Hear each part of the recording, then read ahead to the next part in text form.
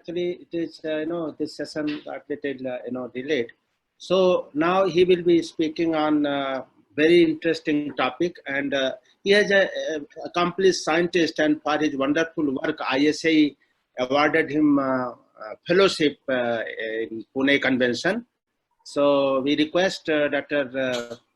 Nachiket Kotwalwale to start his presentation. Okay, thank you, Dr. Indramani and Dr. Saeed, for giving me this opportunity. Thanks, Love, and I will start from where you stopped, saying that monitoring and managing is for suitable use, and then focus on quality and safety. So that is where I'm going to talk about a little more focus on image-based machine vision applications in agriculture. But basically, I will be talking more on the post-harvest aspects, on quality and safety, how imaging is being used, and some of a few small applications that we have done other than in post-harvest or rather in production agriculture. That also I will talk, and finally I will talk about the limitations that we are facing or the challenges that we are facing, especially in Indian context. Next, please. So these are the different types of sensors which are used for characterization of agricultural commodities. Sensors which are using electromagnetic spectrum, sensors based on acoustic, odor sensor, touch sensors, biochemical sensors, and proprioceptive sensors. So these 6 types of sensors, and actually, frankly speaking, human body is the machine that has all these type of sensors within us. And I will be talking more on electromagnetic spectrum, like others are also talking about that. And when we are talking of imaging, then image is actually, or vision is actually one of the strongest of our sensors. And somewhere I read that almost 80% of the information going to brain goes through our eyes. So that becomes a very important sensor for determining quality and taking any kind of decision, whether it is pre-harvest actuation or post-harvest. Let us go to next. So there are 2 types of actually responses that we receive from sensor. One is like overall single value response, like it happens in spectrophotometers or color sensors or that type of sensors. And another is imaging, where you not only have the response of a particular thing, but also the spatial information, space-related information. It could be in 2-dimension or multi-dimension kind of information could be there. Next. And this is the complete gamut of electromagnetic spectrum that can be used for taking an image or finding some kind of quality information. We start from somewhere in the longer wavelengths, like radio waves, and we can go up to gamma rays or X-rays. Normally, for quality evaluation, people have used somewhere in the radio waves going up to soft X-rays. These have been the spectral gamut in which image has been taken. And the most prominent among this is this visible. This is a very small portion you can see, the visible one, which is going from 400 to 700 nanometers. So this very small portion of the electromagnetic spectrum is doing the wonders. Next, please. So this is that electromagnetic spectrum, visible electromagnetic spectrum starting from 400 to 700 nanometers. Below 400, we are calling it ultraviolet, and beyond 700, we are calling it infrared.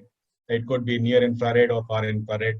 And several applications, including previous presentations also, people have shown. So we will talk a little bit on different aspects next. So if we are talking of a single response, or we are talking of the response that we are getting, normally the response from electromagnetic spectrum that we are getting is number one, reflectance, which could be a white light response if we are talking of visible range, or a colored light response, or mix of that, or it could be some other kind of electromagnetic spectrum also.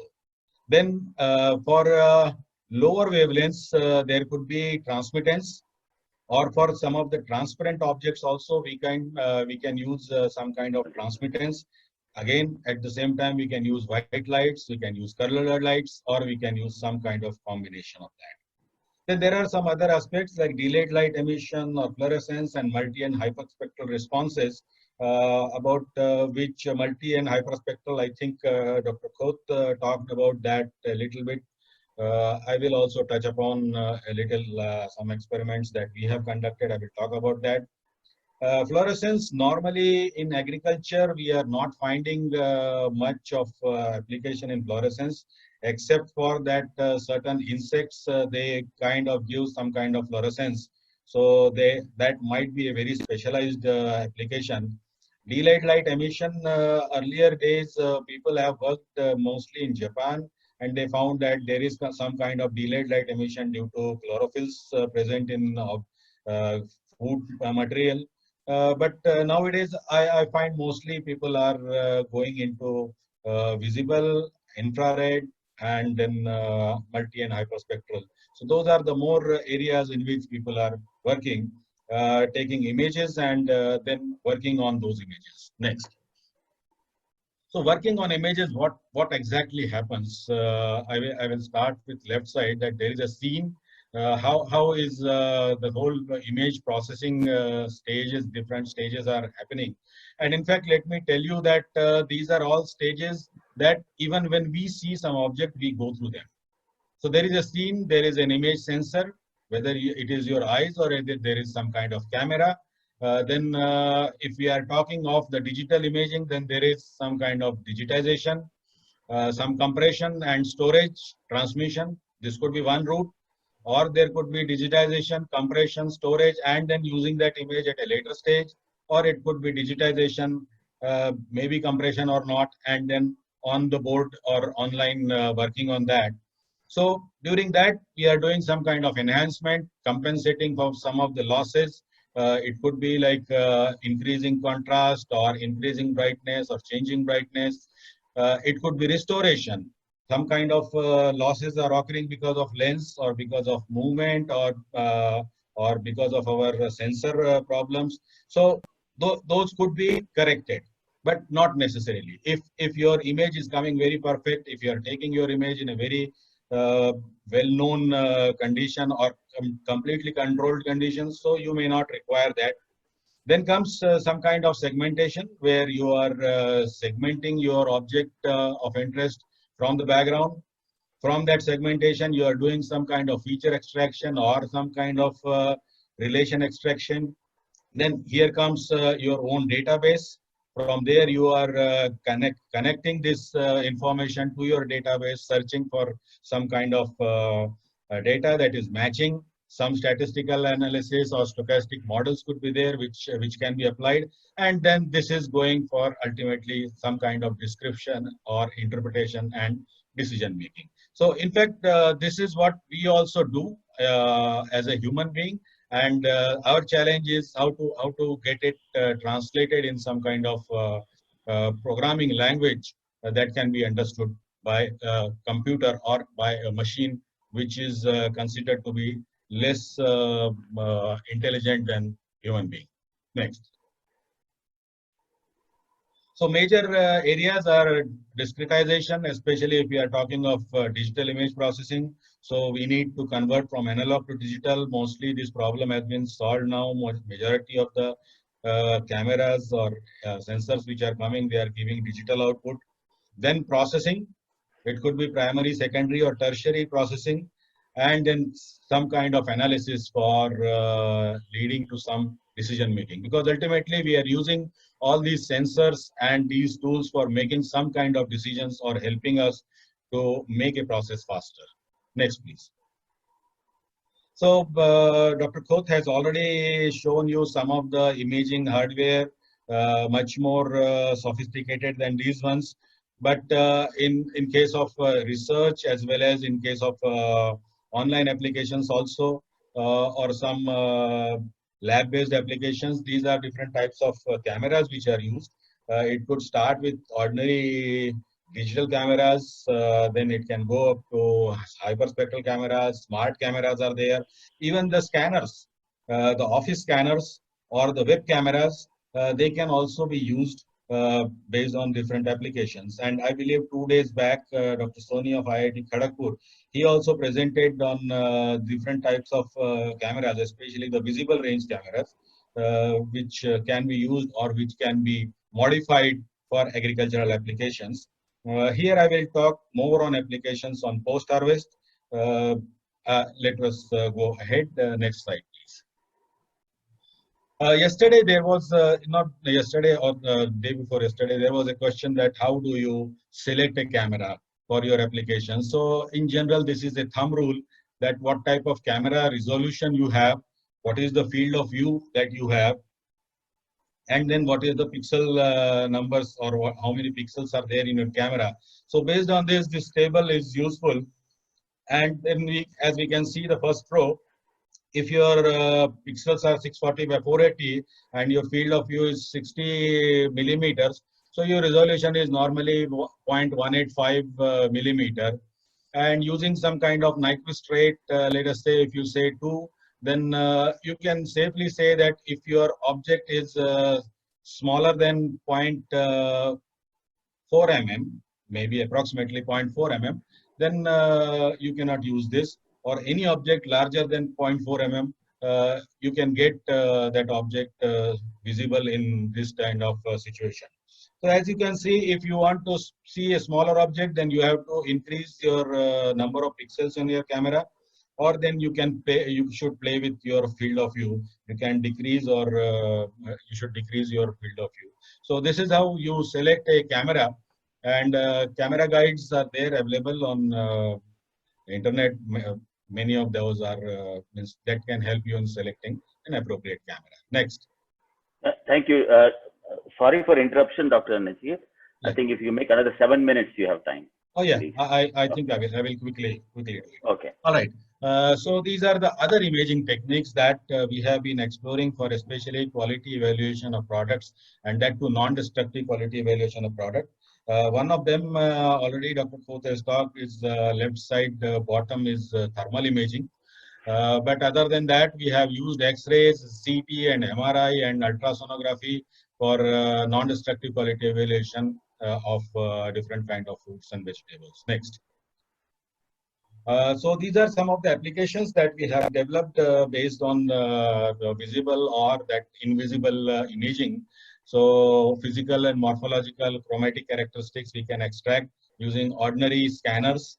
Then non-destructive evaluation of visible and invisible imaging. Then determination of chemical constituents and distribution using hyperspectral or invisible range imaging.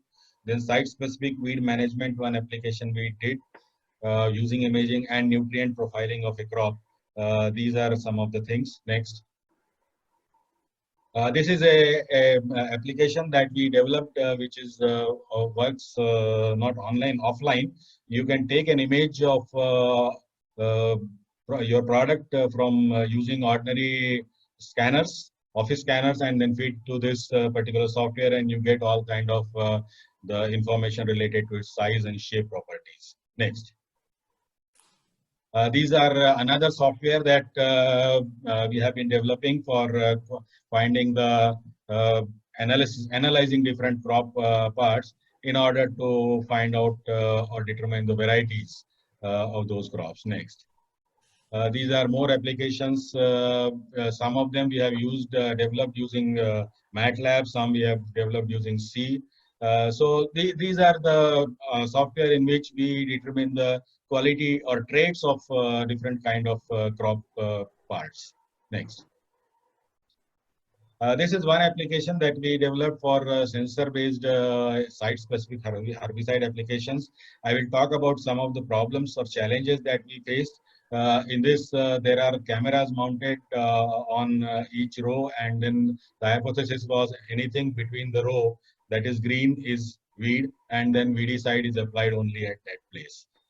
So on the left side is a laser based where it was doing some kind of scouting, and on the right side is image based. Next. Other applications that some of the colleagues they are exploring is using drone images and finding kind of this field crop monitoring. Next, the people are already talked. And then we have using this imaging, we have developed color and weight-based sorting, complete packing line of fruits. This is complete indigenized applications. Next. Then we also developed X-ray or radiography setup for internal quality evaluation of fruits and vegetables. This is something like a X-ray imaging system that you see at the airports or now at railway stations also. But this is using soft X-rays and so that we can be able to see inside the crop. Next. You have Some 3 minutes, please. Oh yeah, these are using these soft X-rays. We have been able to find the quality of internal damages in mangoes. Next, I will very quickly go using CT. We have been able to find the internal damages in mangoes which were otherwise invisible from outside. Next, using MRI, magnetic resonance imaging, we have been able to find freeze damage to cucumbers. Next. And even in mangoes also we work. Then hyperspectral imaging is one of the areas that we have been working recently for freeze damaging of cucumber that were quite earlier, but now we are working on aflatoxins on maize and groundnut. So it is a food safety issue that we can be able to address using hyperspectral imaging. So the idea is then nitrate in leafy vegetables. This is another application that we have developed recently. Next. The idea is that using hyperspectral imaging, we find the appropriate bands and the signatures which through which we can be able to find the safety of the product and then deploy that at a small scale level using ordinary or low cost imaging sensors. So hyperspectral is only for research development and signature development, and then deployment is using a low cost sensors. Next.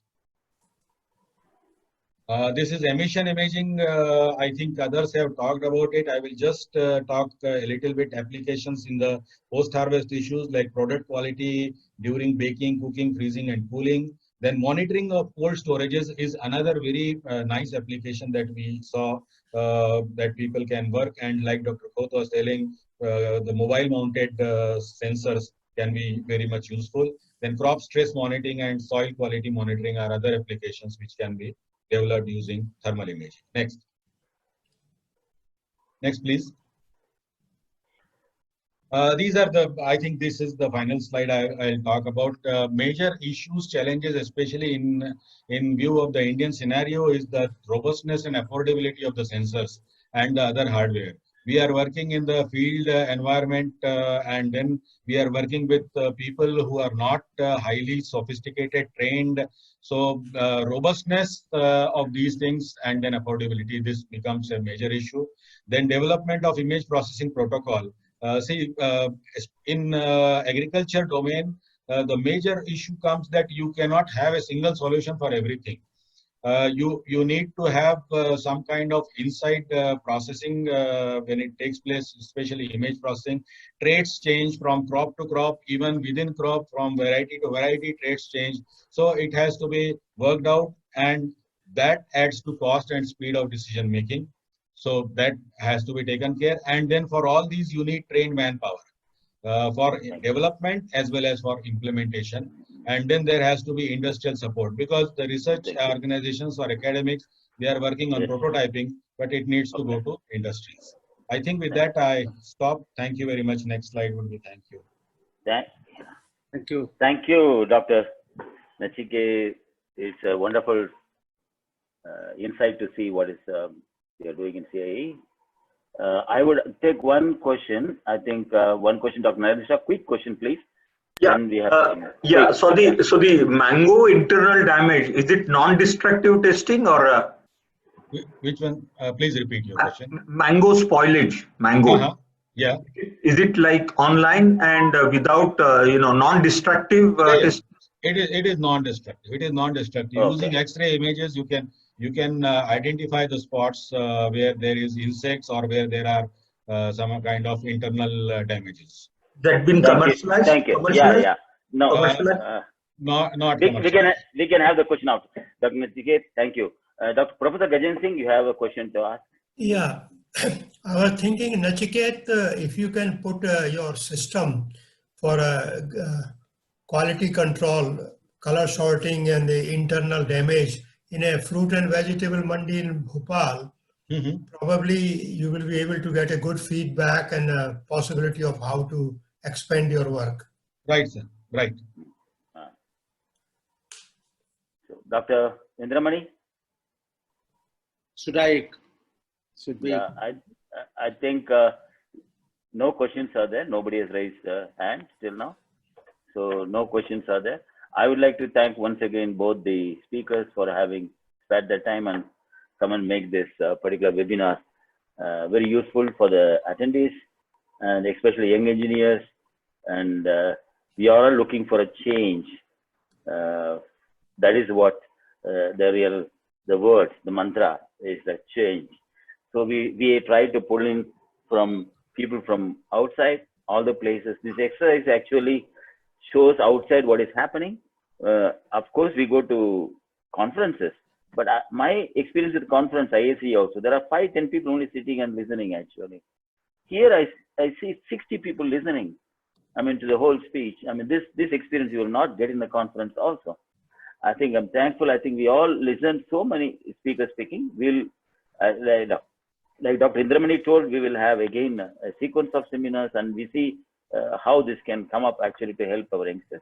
But I think we have to come to the point to see we have to give back to the society. So we have to change, not look for certificates, not look for promotions only. We look for changing something that we can contribute to the farmer directly. I mean, let us hope, unless we do it, nobody can going to do that. So I think tomorrow what I propose, come with the solutions or your questions in technology can help in the areas where you look for results. 2 years, 3 years, 4 years, maybe okay, but not for 10 years. Research, basic research we keep aside. We look for applied research which can give results. I think a lot of topics came in the last 9 days we talked about. So many people spoke. I already asked the other people to compile also. Many ideas have come what we can be done. Like one of the good example is in polyhouses, you don't have a control still and people can work on it. And like I told you, I have the experience of solenoid valves not available at the affordable prices. And refrigeration was excellent example. We saw it, which I mean, incidentally, Dr. Narendra Shah also has done. I have seen it for the refrigeration for the rural people. I mean, there is something, a lot of good ideas come. So I would like to thank Dr. Indramani. Hand over to the final word. Thank you. I join Dr. Syed, you in thanking all, and I echo all the points which you shared with the friends, and I fully agree that friends, if you see from day 1 and to day 9th, this topic which we took, automation in agriculture, we could understand the extent and depth, of technologies available world over, and start from Sony and come up to Dr. Lab. Everybody covered, start from simple RGB camera, going up to satellite, bringing Airbus and all these aspects. And in India, as we say, we are mini world, so we can pick up, depending upon the regions, our need, advancement, and to level we can afford, any of these technology for research purpose and for application purpose also. Dr. Love explained that what are these are there, and then real example, taking to the field, maybe it is sunburn or any other issue. So thank you very much. And last mantra is very good, that measure, understand, and manage. Friends, remember this statement was given by Lord Kelvin in 19th century. It's not new. Measure, understand, and manage. Now that has come to reality, and that is, for us to, and this is job of engineer in agriculture, to ensure, measure, understand, and manage. We will go with, because the main, speakers list is now exhausted.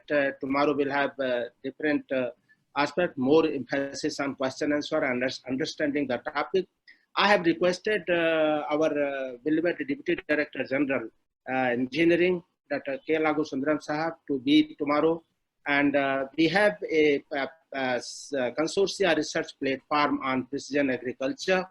So I have requested that if that can be shared, that where we are and where the world is, and then we can, again measure the gap and then manage the gap the way it should be, and what Dr. Syed said, that need is to change. This is time to change, now or never. So that's that we will follow. And as you said, that this one we are going to take as a means to share the idea, evaluate the the progresses. Even I was just talking to my friend Syed and others. This web, not many projects are going on. Yes. And at different stages, if we can see, please present those projects where you are, and if in between correction, if we can get from this kind of knowledgeable group, then it will be very, very important, and that will be one way to change.